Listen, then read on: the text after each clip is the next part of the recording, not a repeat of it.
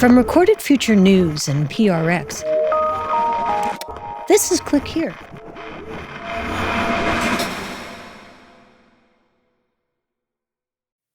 Hey, it's Dina. We have something a little different for you this week. If you're a regular listener of the show, you know we've been reporting on the detention of a Binance executive named Tigran Gambaryan for almost a year.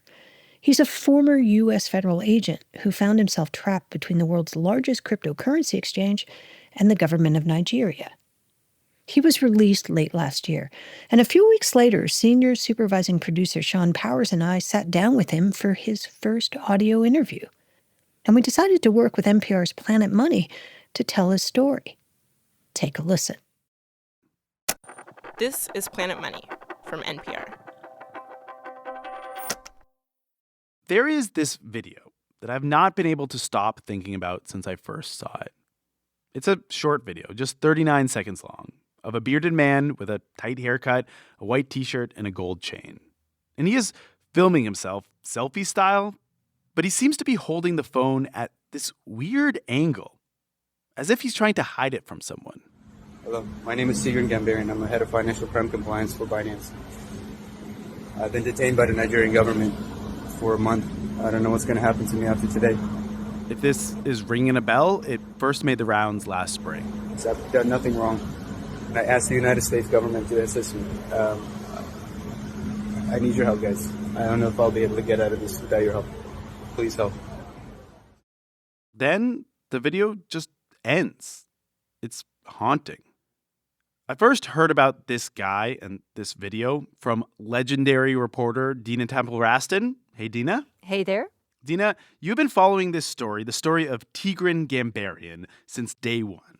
Yeah, I knew Tigran. He's a former IRS investigator. He's American, and I'd interviewed him for a bunch of stories. So I found out pretty quickly that he'd been detained in Nigeria, and I thought they'd hold him for a couple of weeks. I had no idea that it was going to become such a saga. Yeah, and that saga is our episode today. Hello and welcome to Planet Money. I'm Nick Fountain. And I'm Dina Temple-Raston, the host of Click Here, a cyber and intelligence podcast. Tigran's story is about more than one man in a notorious Nigerian prison.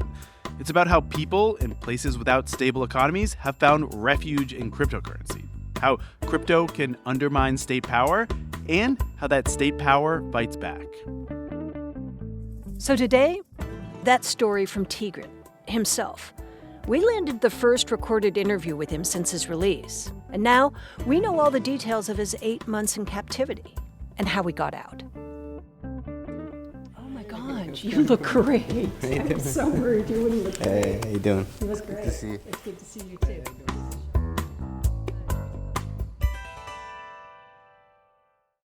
Support for Click Here comes from Curiosity Weekly, a podcast from Discovery. Each episode unpacks breaking science and tech news with experts who can make sense of it all. Recent episodes have covered what neuroscientists have learned from TikTok, how AI manages to read hieroglyphics, and whether today's robots can actually feel pain. All things I've wondered about. On Curiosity Weekly from Discovery, make sense of some of the biggest questions and ideas shaping our world. You can listen wherever you get your podcasts. Click Here is brought to you by Progressive Insurance. Fiscally responsible, financial geniuses, monetary magicians. These are things people say about drivers who switch their car insurance to Progressive and save hundreds. Visit progressive.com to see if you could save. Progressive Casualty Insurance Company has affiliates. Potential savings will vary. Not available in all states or situations. Let me tell you a little bit about Tigran Gambaryan. He's this Armenian-American guy, super smart, really easygoing, the type of person who has a squat rack and a gaming chair at home. And a few weeks ago, I went to visit him at his house about an hour outside of Atlanta. Should we take off shoes? Sure. Are you guys hungry or? No, thank you. Some backstory.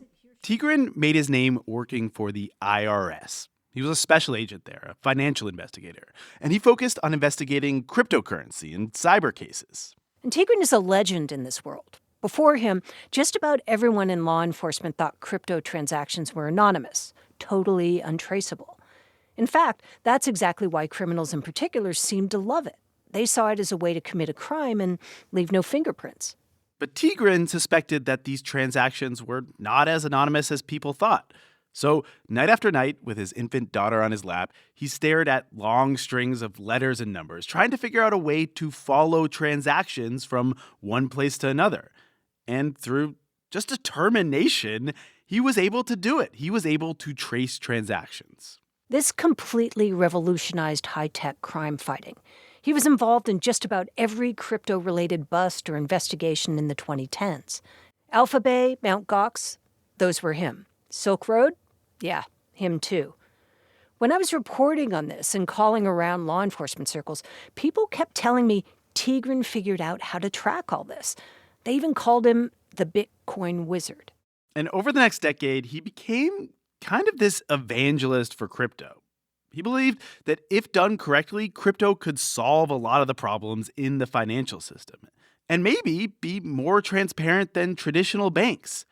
And so, in 2021, Tigran decided to leave government and take his talents to the largest cryptocurrency platform in the world, a company called Binance. Binance is what's called an exchange, basically a place to buy or sell crypto. And it had this kind of sketchy reputation as a place for money launderers and criminals. He was hired as the global head of intelligence and investigations, which meant working with law enforcement across the world, showing them the ways in which he tracked crypto transactions. So in many ways, his job at Binance wasn't that different than what he was doing at the IRS. I don't handle business. I have nothing to do with any products. My whole core duties, and which is all I do, is assist law enforcement. So officially, Tigran was hired to help with law enforcement and compliance. But unofficially, he was sort of an ambassador for Binance and for crypto itself. He was there to send the message. Crypto's Wild West days were over. That shady stuff Binance was doing was in the past. Today's Binance is law-abiding, and we're here to help. Which is why, in February of last year, he found himself in Nigeria. He was there to meet top government and law enforcement officials. We agreed to go out there, meet with them, be like, okay, you know what, if you need anything, just to kind of even, go above and beyond and help them out. Now, Nigeria as a country has a complicated relationship with crypto. By the time Tigran had arrived last year, their currency, the naira, had been through years of turmoil. They had unpegged the naira from the US dollar. Inflation had been high, like 30% annually. And so people had been buying up crypto as a kind of store of value. Instead of putting savings at a bank, they would buy Bitcoin or Ethereum. In 2024, Nigeria had the second largest cryptocurrency adoption rate in the world. For the Nigerian government, the rapid adoption of crypto meant less control.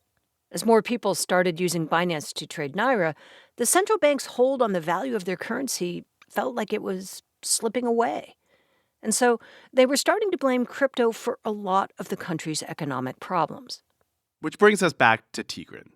Tigran's trip to Nigeria was going to be quick, just a few days of back-to-back meetings. He didn't even check a bag.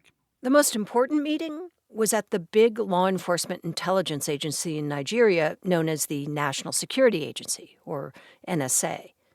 Tigran was excited about the meeting, but when he showed up... They're like, oh, just come in, just sit down. They'll come in a little bit. We waited for a couple of hours. Were you worried that you were waiting that long? It started getting a little weird. Tigran was there with a colleague named Nadeem Anjarwalla. Nadeem was younger. He wasn't a former cop. He was more like Binance's business guy for Africa. And the two of them were waiting to meet with the head of the NSA to talk through how Binance and Nigeria could work better together. But that meeting never happened. Instead, eventually a bunch of Nigerian officials filed into the room. None of them were really making eye contact with Tigran or Nadeem. And when the meeting did start, Tigran realized it was not what they signed up for. One of the guys who was actually responsible for this, he comes in, kind of slaps a folder on the table, starts saying, you've destroyed the Nigerian economy. The Nigerian authorities told them that Binance had tanked their currency, that they'd laundered money, and that they'd evaded taxes. According to Tigran, they basically said, we are not going to let you leave until we are satisfied that Binance is on the up and up. Among other things, they said they wanted Binance to pay those taxes and also some fines. And they said they wanted more control over the platform, including information on Binance's users. We want user records for every single Nigerian user. Until that's done, you can't leave. We reached out to the Nigerian authorities for this story. They declined to comment. What we do know is that the Nigerian government has a history of being quick to fine companies and seize their assets. But Binance had no assets to seize or to hold as collateral. In a sense, Tigran and Nadim became collateral. And where might the Nigerian government have gotten the idea of detaining someone from Binance and slapping them with enormous fines? We do have some breaking news on a major crypto company, Binance. The CEO... Oh, yeah, it was us, the U.S. We are here today to announce that the Justice Department has secured felony guilty pleas from the world's largest cryptocurrency exchange. A few months before Tigran was detained in Nigeria, the U.S. Justice Department announced this huge case against Binance. They'd been investigating the company for years, and they announced that they had reached a plea deal with the founder and former CEO, a guy named Changpeng Zhao, also known as CZ. And he and the company agreed to plead guilty to a bunch of federal charges. Everything from flouting anti-money laundering laws to violating the U.S. Bank Secrecy Act. They were fined $4.3 billion. This is one of the largest penalties we have ever obtained from a corporate defendant in a criminal matter. The announcement rocked the crypto world. And yeah, it might have planted an idea in the minds of Nigerian officials. Back in Nigeria, Tigran and the business guy Nadim told officials, "We're not top Binance executives. We can't pay that fine. We can't release that user data. That's way above our pay grade." And Nigerian officials were like, "Okay then, call your bosses, because until that gets cleared up, we're keeping you here in Nigeria." Authorities took them to a safe house in the capital. Apparently, the conditions there weren't all that bad. Tigran had access to a phone. He could talk to a lawyer. Nadim convinced the guards to buy satellite TV so they could watch movies. And the food, Tigran says, it was good. There was a cook that was assigned to the house. Nadim was like ridiculous the whole time. It was crazy. He would like make crazy requests. He kept asking for like smoothies in the morning. The cook would make him like 2 smoothies, like an avocado smoothie and whatever. Weeks passed like this. Not much action, a lot of smoothies. Tigran took to push-ups and pull-ups to stay fit and take the edge off his anxiety. But Nadim was getting more and more freaked out, and Tigran tried to comfort him. And then one day, about a month after they were detained, things took a turn. Tigran went to Nadim's room. It was dark. The lights were out. So I went up and knocked on his door. He didn't answer. He opened the door. I was like, Nadim, are you there? No response. I just see, just a mountain of like blankets and like pillows. And I'm like, there's a foot sticking out from underneath the blanket. And I pulled it off. It was, he had stuffed a water bottle inside a sock, put it there. So. Oh my God. Yeah. Nadim had escaped. And Tigran says, at this moment, he felt his heart sink. For weeks, he and Nadim had been in this together. He thought, surely Nadim had at least left an explanation. But when Tigran looked around for a note, he couldn't find one. And in this moment, Tigran realized it was going to be just him, all by himself, against the government of Nigeria. When I'm like, I'm alone. And so I'm trying to figure out, how do I handle this? What should I do? He knew he had, minutes before the guards figured out that Nadim had escaped. And he knew that once that happened, all hell would break loose. At the very least, he'd probably lose access to his phone and the world. So he tiptoed out to the courtyard where no one could overhear him, and he pulled out that phone and hit record. Hello, my name is Tigran Gambaryan. I'm the head of financial crime compliance. Yeah, this was that haunting video that made the rounds. I'll be able to get out of this without your help. Please help. 2 days after he sent that video, Nigerian authorities started officially charging Tigran with tax evasion. They also said he was complicit in helping Binance launder $35.4 million in illegal transactions, and that Binance was operating without a license. And once he was arraigned, he was not sent back to the guest house with the satellite TV and the chef. This time, his treatment was much worse. They treated me like Hannibal Lecter when they're transporting me. It was ridiculous. Like 2 trucks full of like people with rifles, one in the front, one in the back. It was insane. The prison he ended up in is infamous. It's called Kuja. It's where Nigeria puts ISIS militants. It's actually one of the largest prisons in Nigeria. Tigran wasn't put in general population. He wasn't going to be bunking with some ISIS guy. He got his own cell. It was just a cell with no air conditioning, nothing. Cockroaches. There's a mattress and a ton of cockroaches. It's just everywhere, just like infestation. By then, the authorities had taken away his phone. But as he looked around him, it looked like all the prisoners had their own phones. And he said, how do I get me one of those? And the first night he was there, he gets an opportunity to buy one. When the guard comes in, didn't ask, he just opens the door, sits down in bed, and says, like, I'll sell you a phone for $25,000. I'm like, what? It's like, yeah, you're a Binance executive. You're a billionaire. You can afford this. I'm like, I'm sorry, you got the wrong guy. It's like, okay, fine, $5,000. I'm like, no, I'm not a billionaire. Yeah.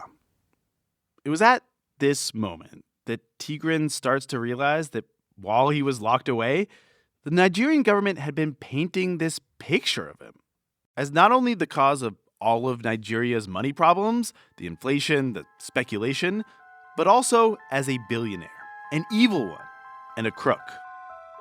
How was Tigran gonna get out of here? That is after the break.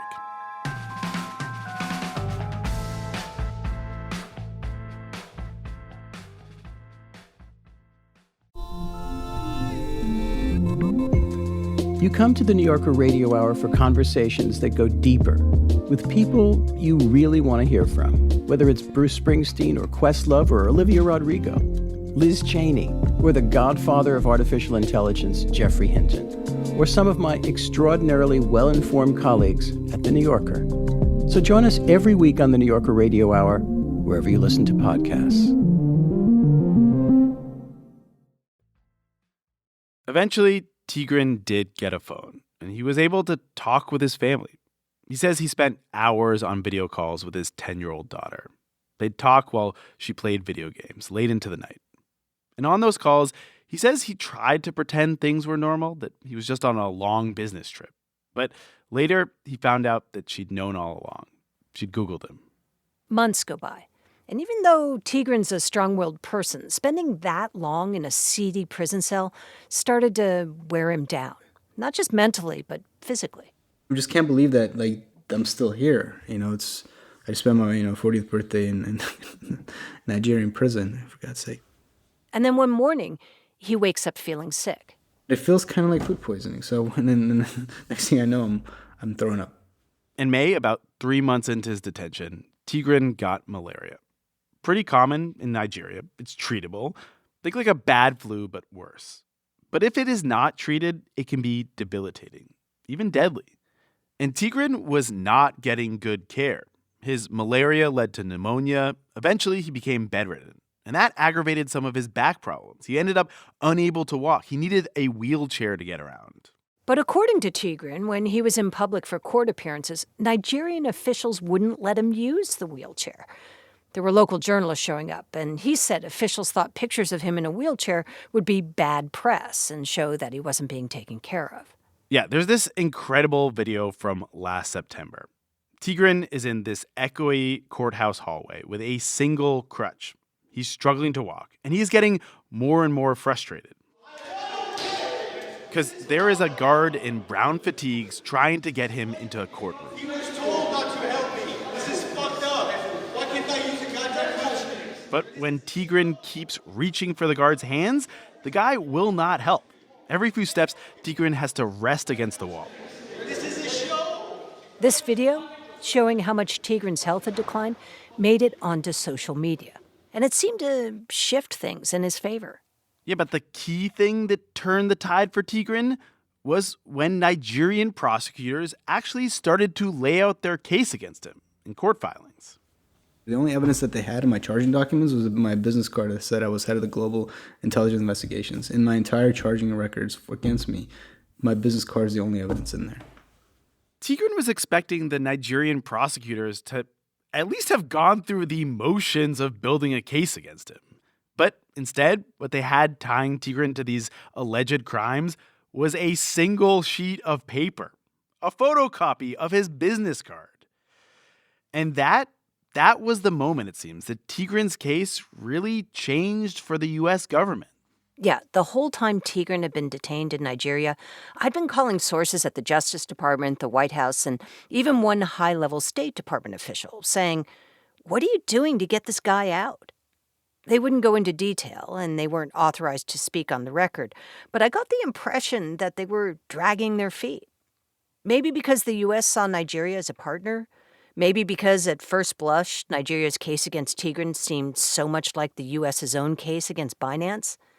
But after prosecutors submitted their evidence, it became clear that Nigeria's case against Tigran was nothing like the one the U.S. had brought against CZ, the founder of Binance. The U.S. case was years in the making. They had reams of evidence, emails, voice messages, transactions.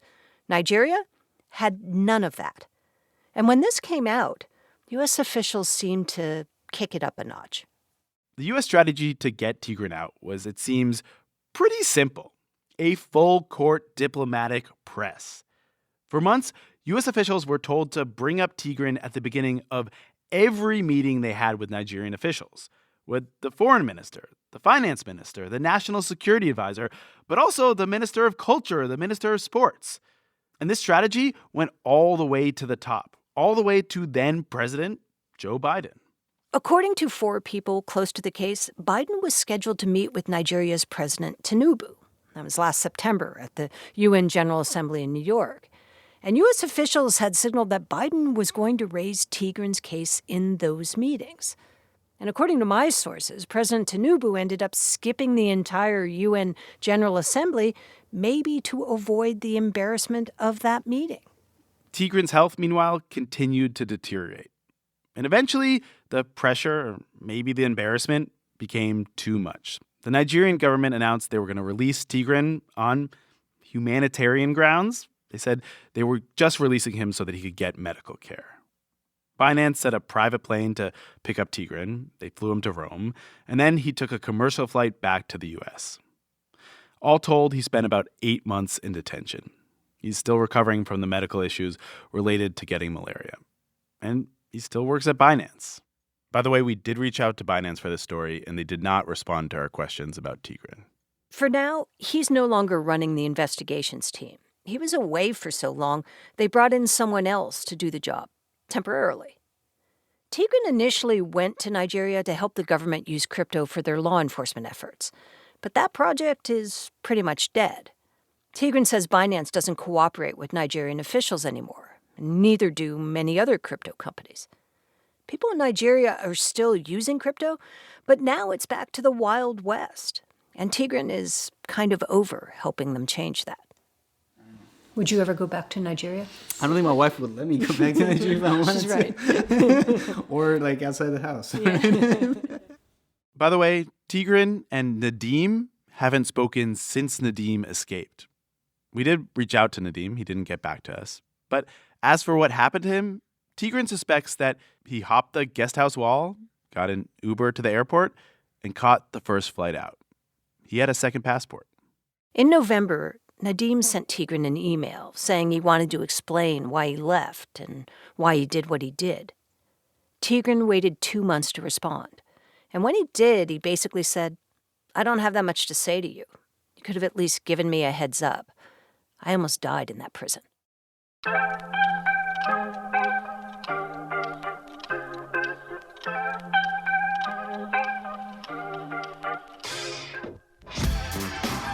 When I said that Dina is a legend, I meant it. We worked in the same office for a few years, and I learned so much from her by osmosis, by watching how she reports, and I'll admit it now to you, Dina, by eavesdropping on your phone conversations. If you want to hear more stories like this one, you can check out Dina's show. It's called Click Here. It comes from Recorded Future News.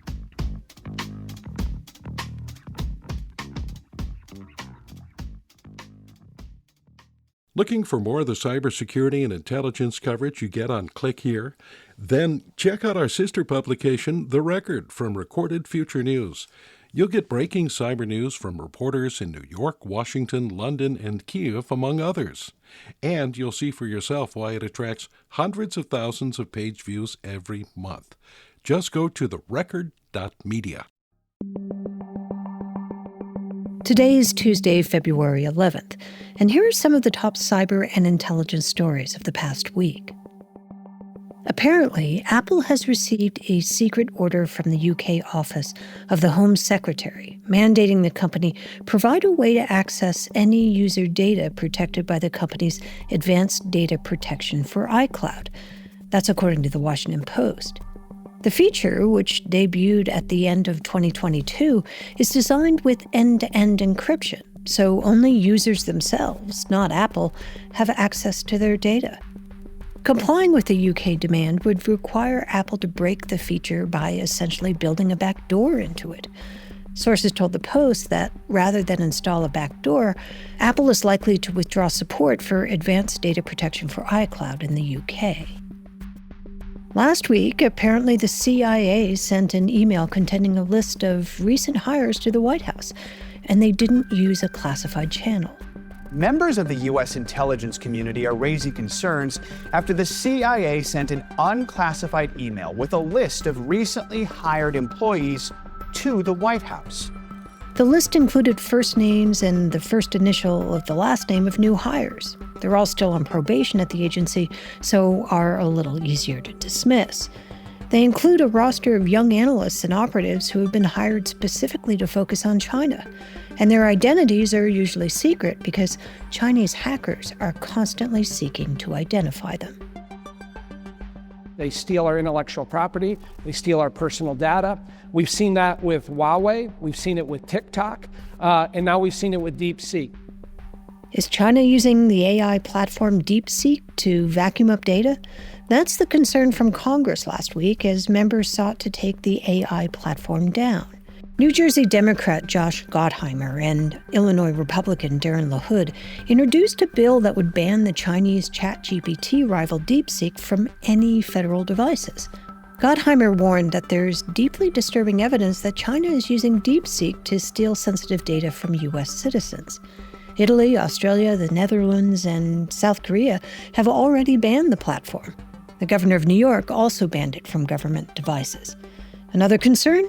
There are so few guardrails on DeepSeek that cybersecurity experts say there's nothing to stop hackers from using the app to create malware and other malicious tools to launch a cyber attack. Representative LaHood warns that the tech arms race is not one the U.S. can afford to lose. And finally, there's a spoon in the road. Elon Musk's now infamous email to federal employees with the subject line "Fork in the Road" has inspired a new kind of protest. Employees in the division then rained down spoon emojis in the chat that accompanied the video meeting, which was watched by more than 600 people. Last week, a former Tesla engineer named Thomas Shedd met with the staff from the Technology Transformation Services at the GSA, and he made clear that the administration saw them as potentially expendable. So Musk's team is encouraging TTS employees to take the administration up on its early retirement offer. TTS employees instead filled the chat with spoon emojis. How about fork you? Union leaders are encouraging employees to ignore the offer, as its legitimacy is still being determined.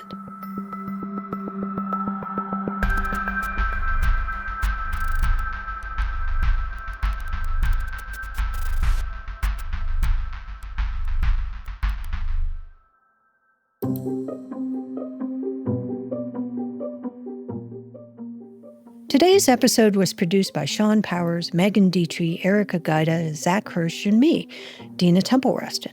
It was edited by Karen Duffin, fact-checked by Darren Ankrum, and contains original music by Ben Livingston, with some other music from Blue Dot Sessions. Our staff writer is Lucas Riley, and our illustrator is Megan Goff. Special thanks to Nick Fountain, Jess Jang, and Emma Peasley of the Planet Money team for working with us on the story this week. Click Here is a production of Recorded Future News and PRX. Tune in on Friday for Mic Drop, which features our favorite interview of the week. We'll see you then.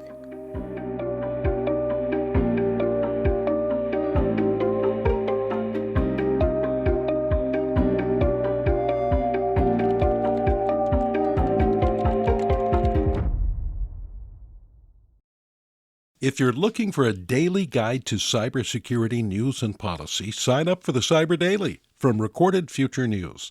It serves up the day's most interesting and important cyber stories from our sister publication, The Record, and then aggregates all of the big cyber stories you might have missed from news outlets around the world. Just go to therecord.media and click on Cyber Daily to get all you need to know about the world of cybersecurity right in your inbox.